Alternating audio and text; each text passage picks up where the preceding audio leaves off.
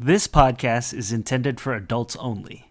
We do not condone the use of any illegal substances, and anything we consume is for educational purposes only. Because, we should be afraid of a plant that grows from the ground. And, endocannabinoid system is, it's in your body and it produces cannabinoids. I mean, you know what? I'm gonna stop because I'm gonna rant. Just play the music, Mitch. First two, I drove 6 states, never thought I'd be there right by my side, man. What a time it is to be alive. See, I'm charged up, feeling energized, building enterprise, move supersize.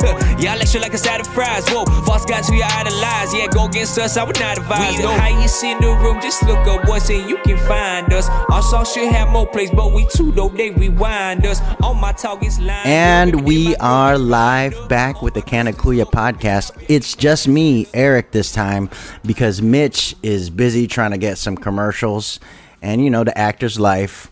But I got a very special guest joining me today, the Filipina star, the marijuana ate of Reefer Madness. Elaine Marcos is here in the Grow Studio in the Buddha Lounge with us today live. This is fancy. This is I'm good. so happy. I'm so honored to have you here. You're a Broadway star.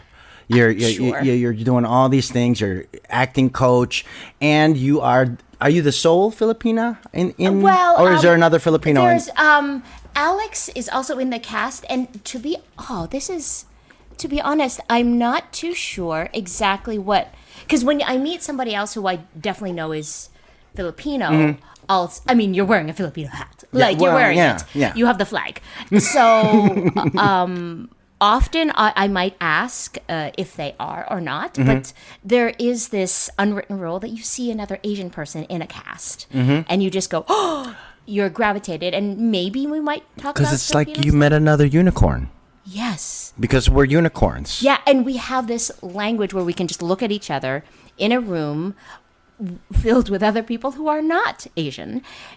And we're speaking the same language, which is English. It's English. But we are noticing, one, how lucky we are to be here. Yes. The gratefulness. And also the, there's just unspoken, how do we say it? Like gratitude for working and having that. For sure. I had to close the window because I could hear the neighbors doing their yard work, and I forgot that this is not a secure studio. No, it's fine. I love this. This is the home grow studio. No, I love this. No, but I want to know. Tell me how you started in acting. You know it all. Because I'm sorry. I'm sorry to interrupt you, but Yeah. I have to. You. This is a first on the Canna Kuyas podcast. You are, because I kind of did the pre-interview beforehand to kind of see whether you would want to do and sample the homegrown, but you don't partake. And I have a wonderful, I want to tell you what my relationship is about with. We should start with that. Let's start with that. The marijuana. Yeah, let's do it.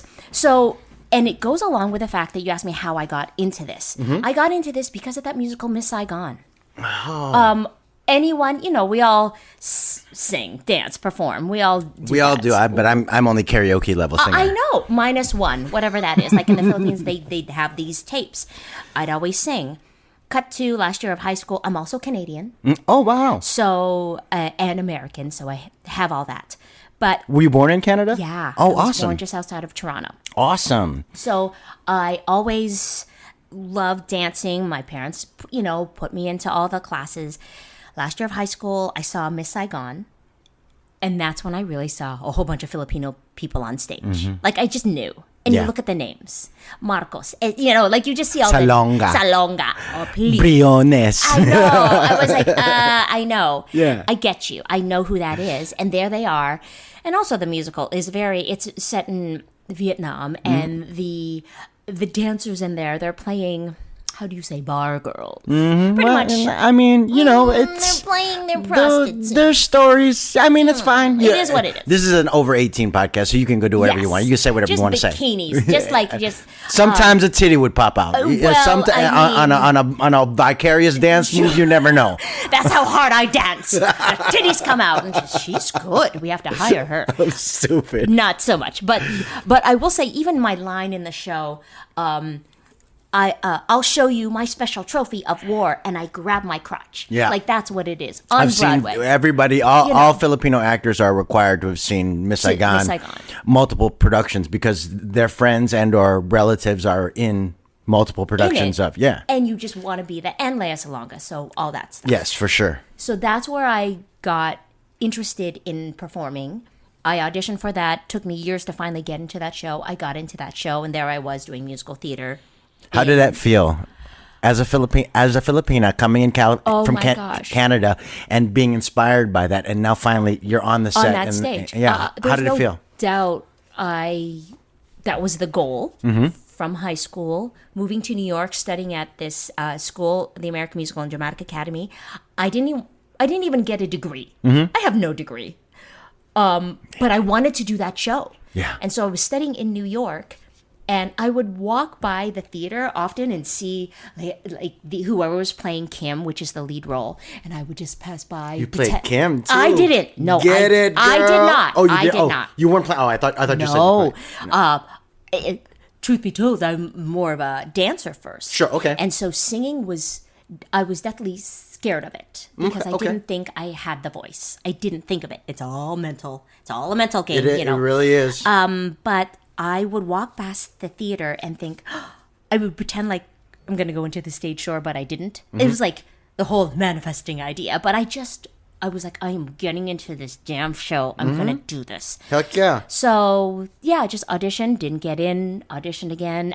Years of auditioning. It took me about 4 years to finally get in there. But finally got into it. And in the show, there were people, I mean, I was crying just to be part of it. But then eventually, I would find out that people in the cast, they did partake. They did smoke. They specifically they smoked. I didn't like know cigarette smoke or they smoked cannabis. Cannabis, okay, right? Okay. And I could smell it. And at that point, did you know what you were smelling, or because it was all new to you? It was skunky. Okay, yeah. It was just a skunk. That's what my dad's. Why is there a skunk? Yeah, in my house? there's this. It hurts, my wife is the same way. I can't smoke in the house. It just smells like a skunk to me. Yeah, she doesn't like it. So, but I would be hanging out with my girls, and we'd all hang out. And even at that time, I didn't even drink. You and Mitch are very similar. I wish it was here, but at the same time, it's all good because I can. We don't need Mitch. We don't. No. I wish. No. We do need Mitch. We always need Mitch. We love Mitch. Yes. But at the same time, he started out. He was a late bloomer, and as far as he wasn't drinking, he didn't smoke, he didn't do any of that stuff while he was way into college and getting into his 20s before. Yeah. So and I think that has something to do with Filipino culture in general. It does. That's what it is. It's that you don't. We're gonna put you in a room and you're gonna go to jail or you're going to die. Of course, you're going to die in jail with the drugs. You're gonna die, and then they're gonna overdose you in jail. Then they're gonna beat you up. Just the eyes, like I. Yeah, for real. They don't even have to say. You don't have to say anything. But I saw firsthand how it would affect people's voices. Yeah. And there were times when my girls, they would partake, and then they couldn't sing, and that freaked me out. I feel you. Freaked me out. Okay, so because I started as a singer in college. I was in a boy band. Yes. Called Word for Word, with 5 Filipinos in it, so it made no damn sense. Of course. Oh, I told everybody did it. We all did it. And wait, what's the name again? It was called Word for Word, with the word with 4. Word. So because we originally only had 4 members, but then we added another member, so there were 5 people on stage. So it just didn't make any. But the only thing is that you have to to describe it. And we all wore black leather jackets. You know how it goes. Of course you did. You're boys to men or boys to Pinoy. Oh. That's what I wanted to be called, but they didn't want to. They were like, no, it's too ethnic. And I'm like, but word for word with 5 people makes sense. But look at us. And I will say, okay, because I was a lead in a musical in my 20s as well, but I partook the whole, through college and the whole time. And the last time that someone hired me to sing was in I Can See Your Voice as a bad singer. So there's a truth to the fact that cannabis and smoking in general is not good for your singing voice. So yeah, I feel you. The dryness. Everything. I think all that's of what it is. And the heat. Is that what it is? The heat of the actual flame is also another thing that affects it.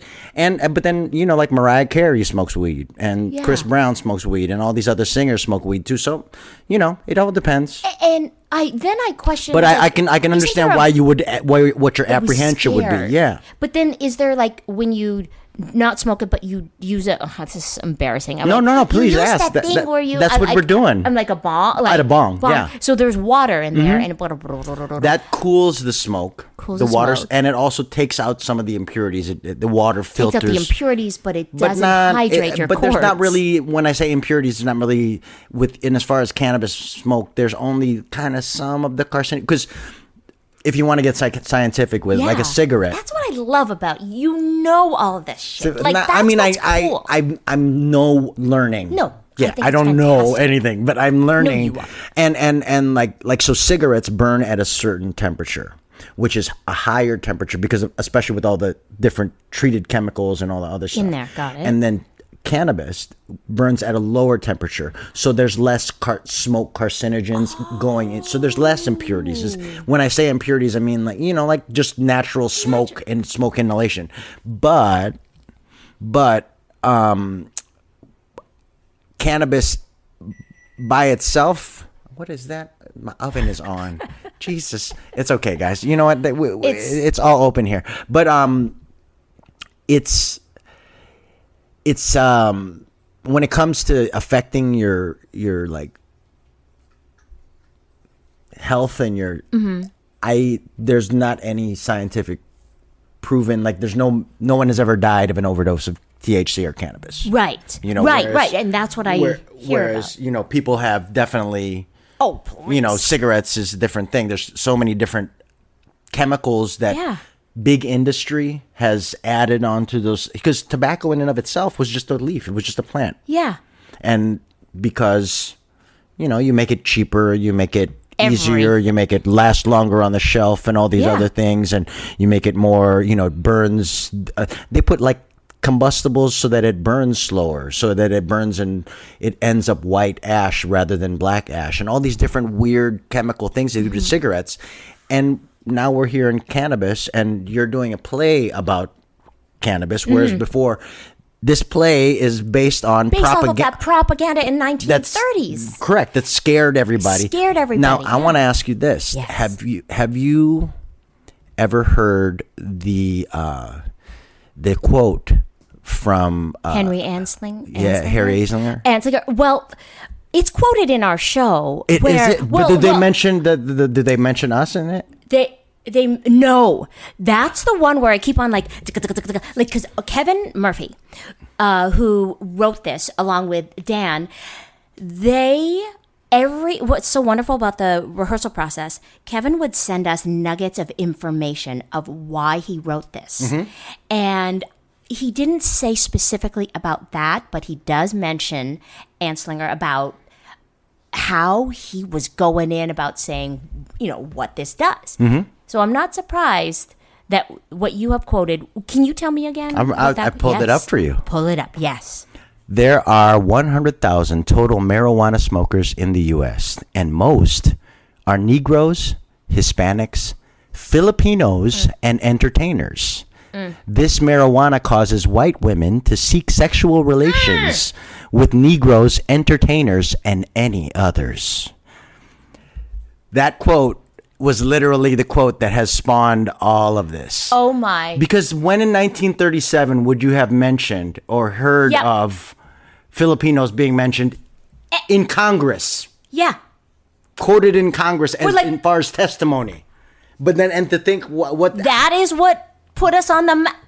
Like, that's well, and then horrible. you think about like the Manongs, and then you think about history of California and how, you know, there were towns that were attacked, and the balisong knife is still illegal in California because we used it as an advantage in those fights. Yeah. But there were constant towns and villages full of Manongs who were, you know, the migrant workers who were working in the fields, and they were attacked because they could dance real well and smoke good weed, and the white women liked to hang with them instead of the husband. So it got drastic. But it was always that, you know, they always, the minority was always used as the fear. Absolutely. And then they connected this weird drug, which at the end of the day, you know, from the play, I'm sure. Yeah. It was a guy who ran a paper mill, and his newspapers were printed on regular paper, and he didn't want to use hemp paper, and because it was more expensive for him. And because this guy wanted to save a little money on his paper mill, we've been living with this demonized plant for years. And that propaganda, and even doing the research, you know, watching the 1930s, the Reefer Madness, and I looked at it, and as I was watching it, I was like, is this a sketch? Is this like a whole... Like people really believe this? Really believed it, and it really looked like a sketch. Yeah. And I didn't know if it was just because, you know, it's old-timey and that, you know, but people believe that. Right. And it was just so interesting to think that none of this was, you could actually play that from the 1930s and look at it now, and it looks hilarious to me. Yeah. Because it doesn't look... It's like a sketch. Like you said, it is very sketch-like. So it makes sense that they wrote this musical, and all they did was, if it already seems at a 10, like a ridiculousness, all they did was put music to it, but they're even smarter of just really showing how this is what happens. You know, you start killing people, and a lot of... I don't want to give away the show, but they show No, but I want you to talk about your character. And all the craziness of how, like, even saying that someone becomes a cannibal because they're so hungry. Man, get yourself a sandwich. Like, really? And every time I've had munchies is I've always just wanted get some chips. You know, like, some go hot Cheetos. I never wanted to eat a finger or anything. Yeah, I was like, I didn't want finger. I didn't want any kidneys or anything. I didn't want to eat any human being. I wanted some munchies. Some munchies. We're good. Maybe some Captain Crunch, maybe. You Fine. know, rip up the of your roof. mouth. Yeah, that's okay. Like, I can feel it right now. We were like right here. Right. But I was like, that's the worst that's going to happen. Yeah. So in this, because a musical already seems ridiculous. It's over the top. But the propaganda is already over the top. So all we're doing is serving you exactly what was served back then, with beautiful music, very hot dancers. And that's another thing, is the idea of there's all the things, like there's a wonderful song. It's literally called The Orgy. And it's so fun to play. It gives me permission to be... whatever. That's what we love. Sometimes I wish we had video on this podcast because if you'd seen her face, it was so. It's all the permission that we don't allow ourselves. I am just playing a character. I'm just playing a character. No, but that's what that's the joy of acting. Yeah, is we get to live out those fantasies, or even in some cases, you know, little voodoo whatever it's permission to play. For sure. I mean, back to like another show that I had done. I've done 2 shows where I've shot ping pong balls out my hoo-ha. Like, I don't want to brag, but I'm bragging. So if we go to see Reefer Madness the Musical... I tried to throw it in there. The director and I were even just trying to figure out places to put it in there. We're ridiculous that way. Am I moving the movement for Asian performers forward? I don't know. Is that my job? I don't know. Listen, you sell tickets, so you're moving us forward. Look, but, like, the fact that... that's what I have done, and even playing, but I've played Filipino characters who have done that, and good or bad, I don't know, but I do it well. But you know it's a constant thing, because you know it's funny. Like I'm hosting an event in San Diego, and I just got a DM because they heard about this podcast, and they were like, Erick, please only bring your comedy merch. Don't bring the Canna Kuyas merch because it's a family event. And I'm like, okay, cool. I get it, and I respect that. But at the same time, guys, it's a plant. Like this play that you're in, how ridiculous we've been describing it. Yeah. So many people at the time when it was actually released actually believed it. Yeah. And still, unfortunately, to this day, do. So how has that been received? Because like I know, like you said, you're from Canada. Yeah. You have a background. It's a little bit more conservative in as far as like you didn't do any kind of craziness, or you're into any. I'm no funkiness. angel, that's for sure. Of course not. I didn't say that, but you didn't do any drugs. You weren't drinking or any kind. Yeah. And so. How is your role in this play received by your family, your relatives, anybody who's come to see the play? How does that work? It's because it's a play. Mm-hmm. It's like, it's just a play. I don't know whether or not it's soaking into people's reality that like we're actually showing you how ridiculous this whole propaganda is, and how we got to be careful of there's a song called The Truth, where like, it's very Disneyland. Truth, gotta tell you that truth. We're like little characters. For sure. But telling you like, who's bad? Immigrants. And that like with this wide-eyed face with a smile. And we're all laughing. But I was sounds a lot like Fox News. Exactly. So are you not saying, like, we're joking about it, but we're also like, this is no joke. Yeah. No, your highest form of satire is when it compliments and talks about society and shows you truths about society in a funny way. Yeah. So that you can that part of your brain can people are open to it. I just laughed about something that I've been, and you almost want to like, okay, we're finished the show. Why did you laugh? Can we just figure out why you laughed? So how are audiences responding? Oh, they're loving it because the show is, first of all, the venue is incredible in the sense that there's the show, the Reefer Den, but then outside there's this Victory Garden. And what's amazing is that you're on Hollywood Boulevard. And look, the Hollywood Boulevard can get a little funky. And it's also, there are clubs and stuff like that. But this Victory Garden is kind of light and it's breezy and you can have beverages, but then you can also partake. But you can partake? Like I think people, they have gummies there. Okay. They have everything. I wanted to come see the show anyway, but now you tell me I can hang out in this Victory Garden and partake. And they even have like, I believe they do, because people are handing it out. Like I kind of don't amazing. get it, because they even have drinks that have the cannabis THC in it, and I look at it and go like, is that a Coke, or is that that's just all around. That's a cannabis, yeah. So I sometimes have to look and go like, oh, there's, like I said, there's like all these gummies. I was like, well, is that a gummy? Or because you brought us a pasalubong. You brought us a little bit of they said you'd be handing everything, and you said we made it because they gave you some ube cookies with cannabis. Like I like to think Filipinos have made it when we make it into Trader Joe's, and it happens to be in things. It's true. And because like I'll see things like Philippine mangoes and stuff like that. I was like, oh my gosh, we've made it. But when you see an actual product that's infused with THC and it's a Filipino cookie, boom! And I'm like, give them a shout out. What's the company? It is No Coast Cannabis Company. No Coast Cannabis Company. Yes, it is in Minneapolis. Yeah, No Coast Canna. Yeah. Yeah. Right on. Shout out to Polvorons, no less.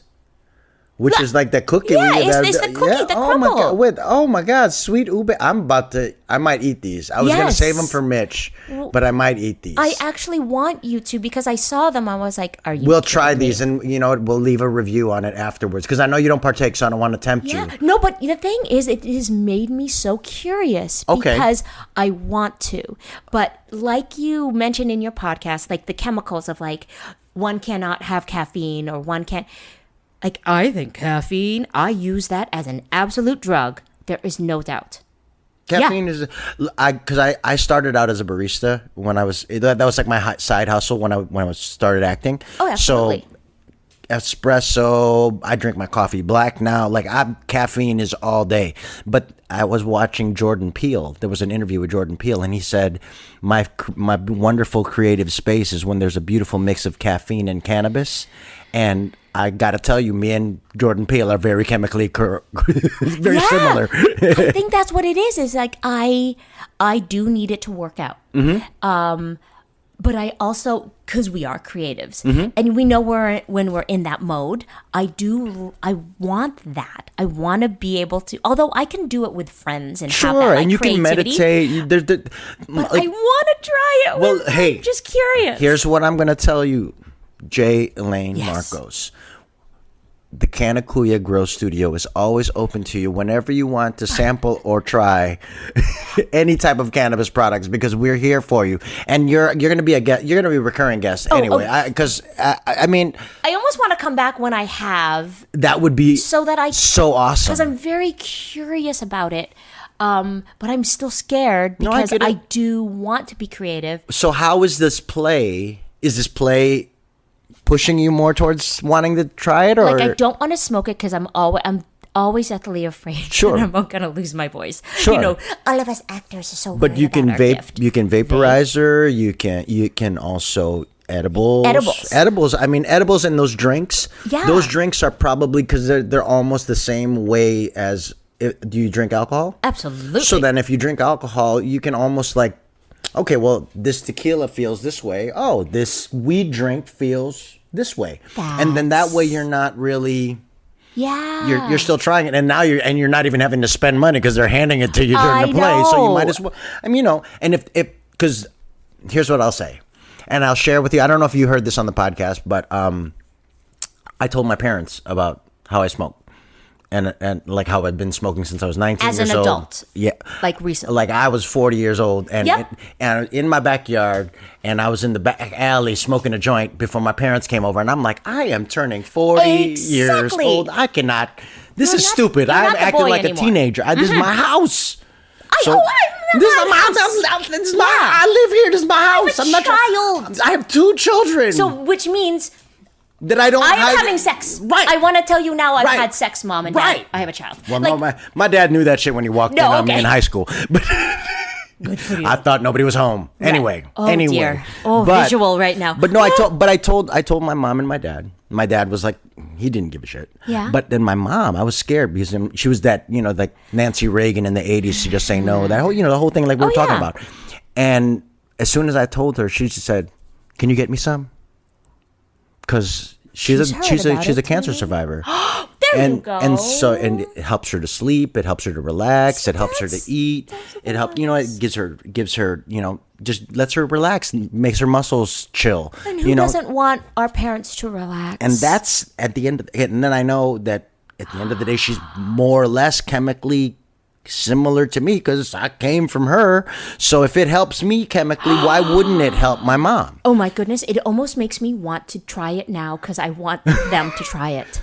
But because that's kind of, I want to see what my my well, because that's almost the point of this podcast, because we're cultivating conversations about cannabis, right? Yes. And we're cultivating conversations about how it relates to us as Filipinos and Filipino Americans and Filipino Canadians, because we had Keith Pedro on. Yes, I heard. And how Keith Pedro in Canada, cannabis has been legal in Canada for so much longer, and so it's part of the culture there. They have cannabis comedy shows and all these other things. So as we grow, because for me, I mean, I know that the producers of your play know this, but you know, the cannabis industry is a $1 billion industry, growing exponentially every day. Mm-hmm. And if we can be the Filipino American voice of cannabis, absolutely, that's our goal. That's our goal here in this, and cultivating conversations. And like, so you're curious about it. It's such a great episode to have, because there's so many people like you that, you know, I don't want to smoke weed because how many of us love to sing karaoke and they don't want to ruin their voice? You know? But I want to see how, you know, I want to experiment and see, and maybe microdose and see what it happens when I drink a cannabis drink. I really do want to see what the benefits are, because I do understand if one can lower their stress level and feel relaxed, that's huge. That, for my whole body, would be fantastic. I will say, and this is always because I smoke weed every day, all day, and I was diagnosed with ADD when I was a kid. Like, my mom worked in the medical. I was about to say, I almost. But my wanna mom throw was the that in director there. of medical services for the Chicago Board of Education, so I was like hardcore, like diagnosed. But she didn't want me to go on any Ritalin or any kind of anything. So she's like, "Nope, you're raw dogging this shit. You're gonna Okay. trying to figure this shit out." And okay, so I mean, you know how Filipinos are. Even when you know the medical, my kid can do it without it. Yeah. So whatever. But then when I found cannabis, and I have described it this way now for years, it just makes my brain move right. And it works for you. Yeah. And I'm not, it. and I would never push it on anybody else. That's why you were like, it works for me. Yeah, and it works for me, and it makes my brain move right. It allows me to podcast. It allows me to chill, and it, in some cases, sometimes even with the plants, it like gives me the patience to kind of be like, oh my God, these plants are gonna die. Oh no, they're not. Oh yes, they are. Oh my. But then but it's a decompress, Yeah. a constant decompress, because there's so much compression in my brain from the ADD that it's like there's constant pressure in my brain, so it's almost like a decompression. That's the best way I can describe it. But I also love the fact that you're growing it requires problem solving in terms of, okay, what do I need for this? Because the way you describe, which I had no idea, of course, my dad also, he really loves planting. In vegetables, and he's like, and I was just home the other week, and he's in his late 70s, and I could see how, yes, sometimes he might forget things, Sure. but he is so smart when it comes to this planting, like in just like, It connects us to the earth. It connects. So there is something about that where, when he's doing that, and as you're describing, like the male seed and the female seed and the pollen or whatever, I was like, what is this? This is amazing. This is not just you smoking because I cut to Snoop Dogg. That's it. Right. When I think of smoke. Right. Smoking or marijuana. Yeah. Although he's doing fantastic. Oh, he's fantastic. I think we're fine. I would love to be the Filipino Snoop Dogg. Are you girl. kidding Are you kidding me? Like, Amazing. everyone. But the fact that you smoke it, you use that in your creativity, but then it has also brought you to plant, which gives you're part of the earth. You're figuring it out. Like, it's more than just a joint. But it started with that quote. Oh. It started with that quote because, like, in our culture, we don't get mentioned in history. But in this particular time, we were used and demonized, and the plant was demonized. So now, then we have the advantage. We're literally two Filipinos here talking about cannabis, and you're in a play about cannabis Reefer Madness, called that's spoofing the movie that demonized the plant originally. We're in a different time, and I feel so lucky to be a part of this time, because we're in a space where we can use our creativity to tell these stories. And so now I want to really get into like the play, because I mean we've had such a great conversation about being Filipino and cannabis, and it's such a wonderful thing that you haven't tried it yet, and don't let me peer pressure you, but at the same time I think you there's enough pressure around me, like I not pressure, but like I think just more awareness of it. And technically my character is one that there are people in this reefer den who there's 4 of us, and we each have a story about how we got in. Like, we had a big life. One was going to be a scientist, but then all of a sudden smoked once and boom, is hooked. And life is over. Right. And the same thing with my character, Sally. I've kind of learned a little bit more as we were writing I wasn't writing. Kevin and Dan were writing new songs, because this is actually a 25th year revival of it. And for 25 years, they're like, oh, we want to add more things. And they added a song for Sally, for myself, Okay. where she, before she came into the Reefer Den, she loved children and she taught kindergarten. But then at one point, she smoked, and then she couldn't become a kindergarten teacher anymore because of something bad that happened. And we didn't really figure out what that was, but we say in the show that Sally was a kindergarten teacher. They took away her license because she started smoking. Sure. And I always start thinking of like, well, in this world, what did Sally do? I was like, did she eat a child? Did she... I was going to say, because they cause the cannabis causes cannibalism, so you might have ate a kid. Yeah, and Maybe she then or ate a kid. now with this information that you're telling me about with that, not that I didn't know, but the quote, maybe because yes, technically, if I use the Filipino thing, maybe they took it away because of that quote and went, maybe she's now fraternizing with white people. Yeah. So we need to take away. Yeah, she's stealing all the white husbands. All the white husbands. Yeah. She can't be around the children. Right. That's the reason why the judge said, like, I can now with that information, I'd be like, yeah. Now I want to almost not mention it, but I know that they wanted to write a song. They did write a song. They had to. Eventually, we took it out from this version of it, Sure, because they wanted to keep it 90 minutes. But Kevin always, it was really sweet because he said, we have to take the song away, even though we used it for the opening. But we have to take it away. And yes, I was sad, but I also was like, I am grateful that I got to sing it. But he said, if we had time, we would actually write a song to incorporate this a little bit more. And I almost feel like, oh, Kevin, can we add the fact of that quote? Well, of like almost saying the reason why the judge took away her certification was because of this quote. Like, it almost makes me even more excited to like infuse more stuff into the show. And it's for me because, like you, the thing that kind of solidified my acting career was being able to play a manong on stage when I was in Romance of Bagno Rubio.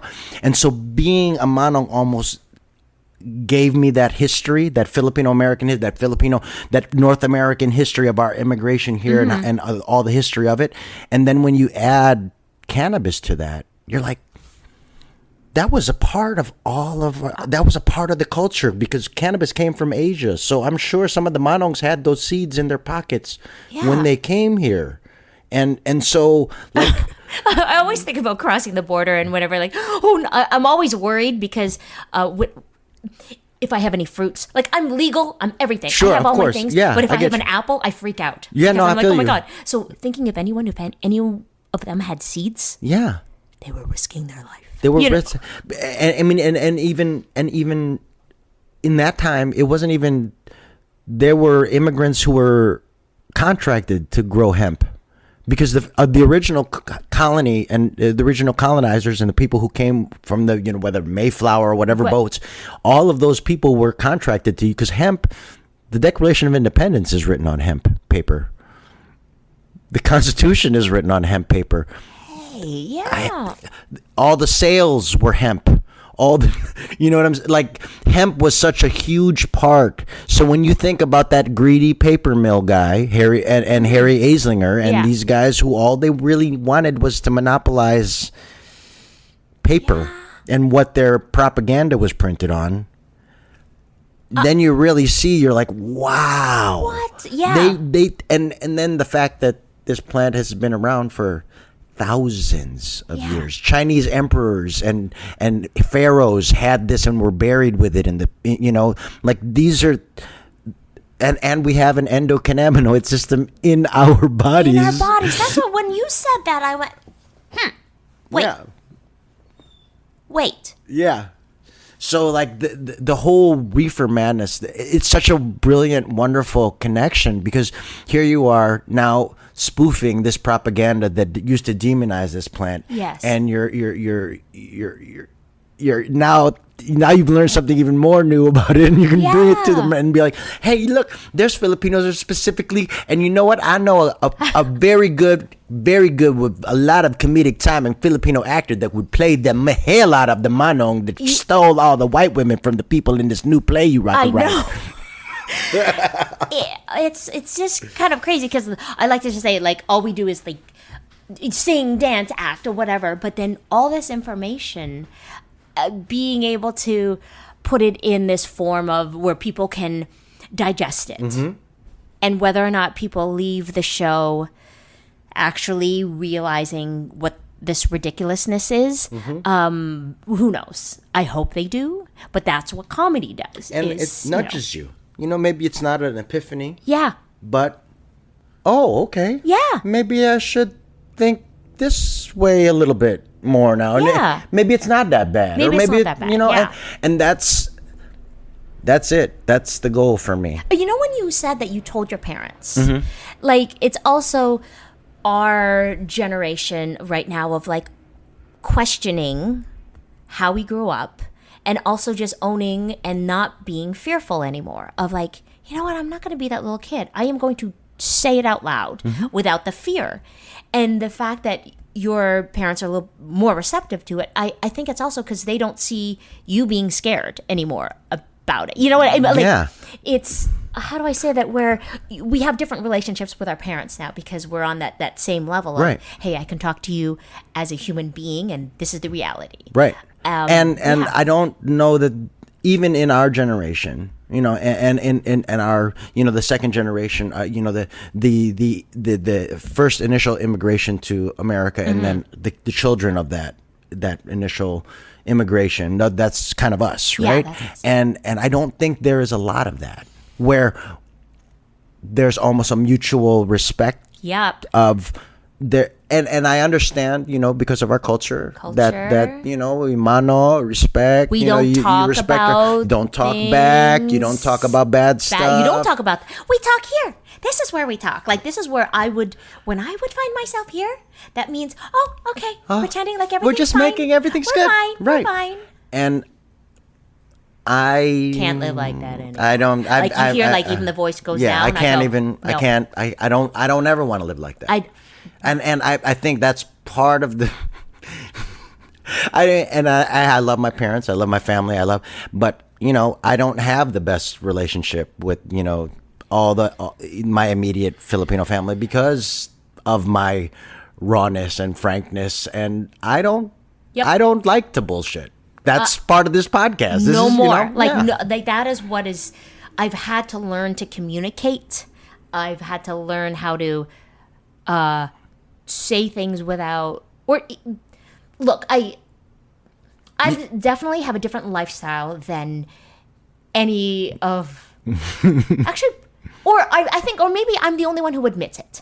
That, like, just the fact that I'm not married. I kind of am everywhere in the business. I perform, and so I'm not a nurse. I don't have a 9 to 5.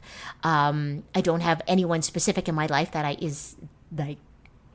It's just different. Sure. So very untraditional very Filipina. Untraditional. Yeah. But I love my life. Yeah. So I think my parents see, oh, wow, you're happy, and I'm like, yes, I am. So, am I still figuring it out? Yes. But it is difficult to not follow that lifestyle and then them being, but they are so proud of me. So thankfully, we still work and we do things.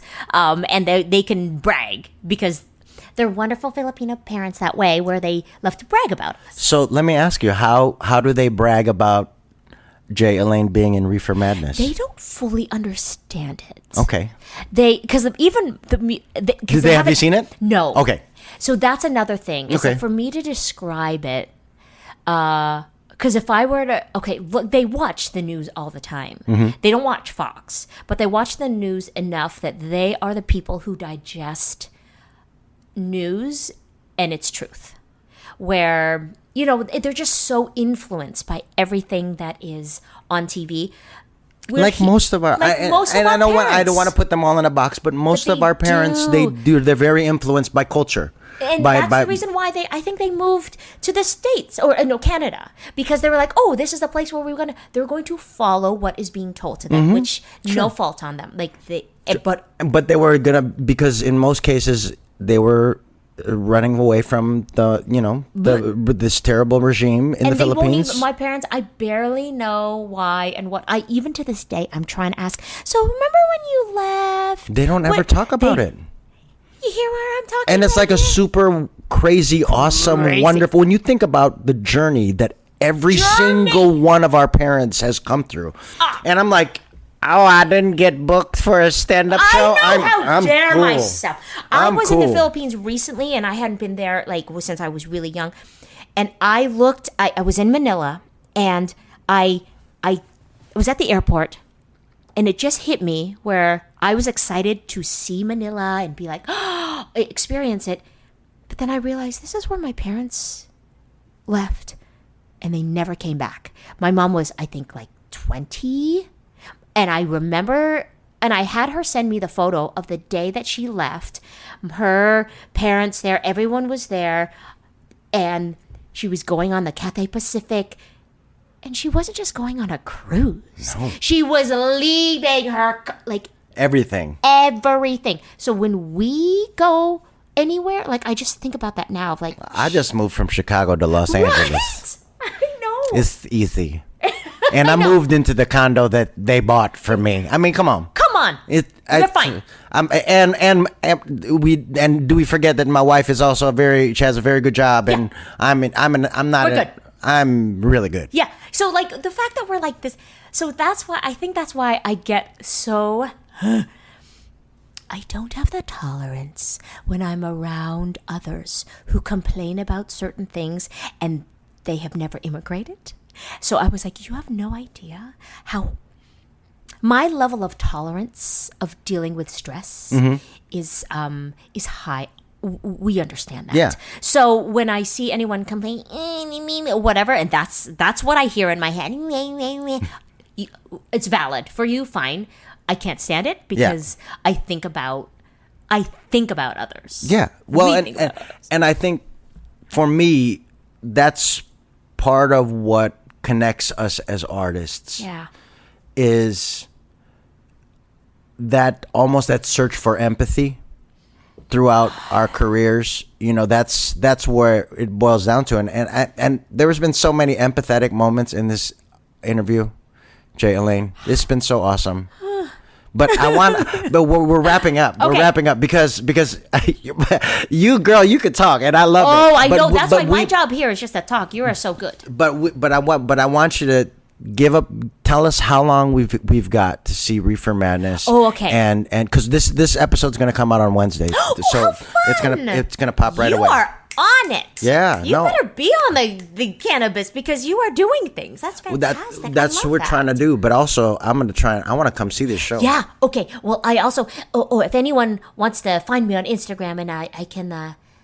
Give you a do Filipino all the things. rate. Please give you a Filipino rate. Yes, please. You can find me on Instagram at Elaine Marcos. JELAINE MARCOS. Marcos as in. Yes, that Filipino. It's okay. We reelected his son, so your last name is cool. I don't know. Don't even trip. You're good. That's so controversial. It's okay.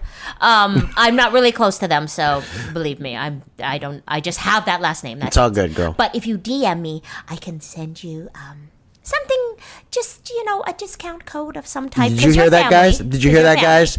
If you follow Elaine Marcos on Instagram, DM her and she will send you a discount code for Reefer Madness. And how long is it running? Oh, it's playing until mid-August. Ooh, awesome. Yes. So cool. We're still here on Friday, Thursday, Friday, Saturday, Sunday. Awesome. So please come in. If you do come, there's a victory garden outside, so and that's where all of the cast we kind of end up being there. So I love talking to the audiences after. Can I ask you a question about the cast? Yes. If you just a guess, your guesstimation, you don't have to put people's personal business out there, but of the cast, how many smoke and how many don't smoke, just so I know how much weed to bring when I come. I'm of the cast. Yeah. I think I'm gonna generalize that the boys do and the girls don't really. Okay. So and they're 6 and 6. Let's just say. Okay. I really think. Most Wow, of the guys do. it's divided by I, for some reason gender lines. I don't feel maybe the I've met and female done a show with identifying. Darcy with Darcy Darcy. Rose Oh, you Burns. have? I've done a couple stand-up shows with her. She did. Yeah. At Flappers. So I've met her, but I didn't think she smoke, does so I don't think either, she because smokes. When we're in the dressing room, we don't really talk about it, and I think a bunch of us, because our gift bags were filled with them, we were kind of like, who do we give this to? Well, you know what? In whatever gift bags you get, I just didn't bring it all to you. You can bring it all to me. It will all be smoked and consumed. Just so you know. Yeah. Might be consumed quickly. Please. Like that is our thing. So, I mean, there's no good or bad. It's just kind of like, I want someone to use Well, I will definitely. You are so helpful in that way. Jay Elaine, it has been such a pleasure. It has been such a pleasure to have you. Guys, you got till August. Please, if you're in the Los Angeles area, you got to tell them where's the Victory Garden? It's the Whitley. It's on Hollywood Boulevard. Hollywood Boulevard and Whitley, I believe. Yeah. Okay. And it's the Reefer Madness Musical. It's incredible. It's getting crazy rave reviews. The tickets are selling crazy. Tickets are selling, and it really is a whole event, a whole evening. It's not just you come see a show and you leave. You park once, you hang out, you see the show, you can hang out later. There's an event after. There's even a after party. So it really, but it's not wild and crazy, unless you want it to be. It's a good evening. I'm taking my wife. Well, no, because she don't like to smoke weed. So I'll take my Mitch. Yes. Me and Mitch are gonna come. But also for those, there's still alcoholic beverages or mocktails, but you don't smell it, so it's not like. How is that? Do they have like a filter, or is it open air? I don't think people are okay. Maybe I was wrong. Maybe they vaporize. They're not. People are. It's all the drinks. The people are like. Listen, I'm cool. I can smoke before and after the show when I come home. That's what it is. People aren't. You don't smell it. It really doesn't matter to me. Yeah. I'm cool. Yeah. Either way. Because I would be like, oh, there's skunk. There's no skunks. I'll be high regardless. Good. Jay Elaine, so wonderful. And again, come back. And I want you to come back before the end of the run so that you can pub it again. So, because I know how that goes. Oh my goodness. I know how that goes. Where you got to constantly promote the show so that you can. How lucky am I? Oh. No, because look, you are our representative to this incredible cannabis musical that's in Hollywood. So are you kidding me? Of course. But I love how comedians support other comedians. Let's just do that. Please. This is how we do. You. You are an official marijuana ate. Oh my gosh. Even though you haven't partaken of the cannabis yet, once you have partaken, then you're officially. Yeah, but because I know you're thinking on it. I do use all the things on my body, all my ligaments. That CBD oil is so good for the hurts and the aches and all that. Ooh, it's wonderful. Oh my goodness. But so this will be part 1, and then part 2 if you want. I'm no pressure. But part 2 of J. Elaine Marcos, the return, because I know Mitch wants to meet you too. Yes. And we'll probably meet before that because we're going to go see the play. It's going to give me the goal to try it out as an experiment on my body. Yeah. I really just want to know what it does. And so anybody else who's curious, you can, live vicariously through J. Elaine and then maybe start your own cannabis journey. Here I go. Just stay here. Stay tuned to the Canna Kuyas podcast. And I'm Erick Esteban. I'm J. Elaine Marcos. And Mitch will be back next episode.